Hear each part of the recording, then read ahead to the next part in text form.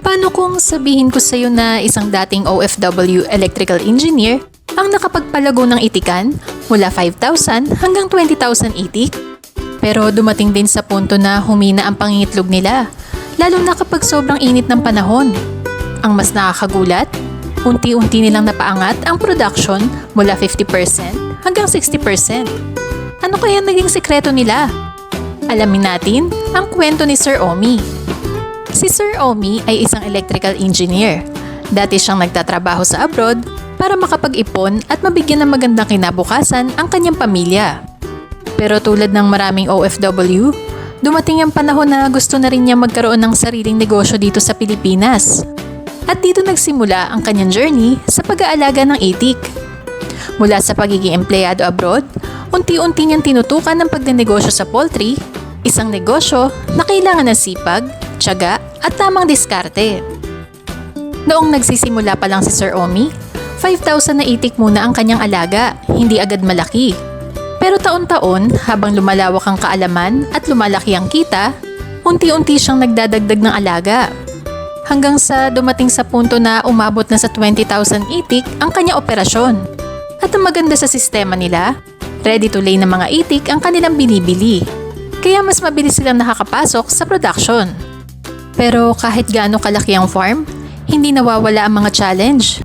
Isa sa pinakamalaking problema nila, ang panahon. Kapag sobrang init, humihina raw kumain ng mga itik. At kapag mahina ang kain, mahina rin ang pangingitlog. May mga pagkakataon pa nga na umaabot lang sa 50% ang kanilang production. At para sa isang malaking farm, malaking epekto yon. Dahil kapag bumaba ang porsyento ng itlog, apektado rin ang kita.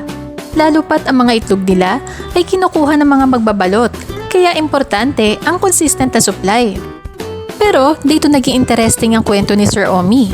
Hindi niya unang narinig ang ATOV sa social media, hindi rin sa advertisement. Nalaman niya ito mula sa isang kasamahan niyang may babuyan noong nagtatrabaho pa siya abroad. Narinig niya ang magandang resulta at dahil curious siya, naisip niyang subukan din.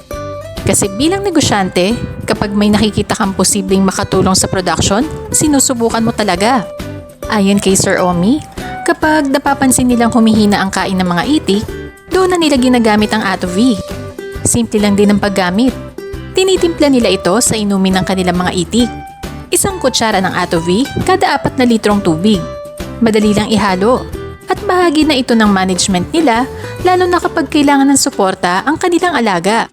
At unti-unti raw nilang napansin ang pagbabago. Mula sa dating 50% na pangingitlog, umangat ito sa 60%. Para sa iba, baka simpleng numero lang yon. Pero sa isang farm na may 20,000 itik, malaking bagay ang bawat dagdag na porsyento. Mas maraming itlog, mas magandang produksyon, mas tuloy-tuloy na supply. At hindi lang production ang napansin nilang pagbabago. Ayon kay Sir Omi, wala ring reklamo ang kanilang mga kapitbahay. Dahil hindi raw mabaho ang amoy ng dumi ng kanilang mga itik. At isa pa, wala ring langaw. Kaya malaking tulong din ito, hindi lang sa farm operation, kundi pati sa pakikisama sa komunidad. Ang kwento ni Sir Omi ay patunay na sa pagdinegosyo, mahalaga ang tiyaga, tamang management, at pagiging bukas sa mga bagay na pwedeng makatulong sa iyong alaga.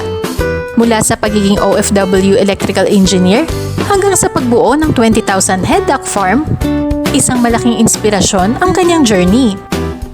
Kung ikaw ay may alagang itik, manok, baboy, pugo, kambing, baka o iba pang hayop at gusto mong masuportahan ng mas maayos na performance ng iyong alaga, subukan mong alamin kung paano makakatulong ang ATOV sa inyong farm. Mag-message lang sa aming page para sa tamang paggamit, dosage at iba pang detalye tungkol sa ATOV. Baka ito na rin ang susunod na magandang desisyon para sa iyong alaga at kabuhayan. ATOV, sa tamang alaga, kita ang ginhawa.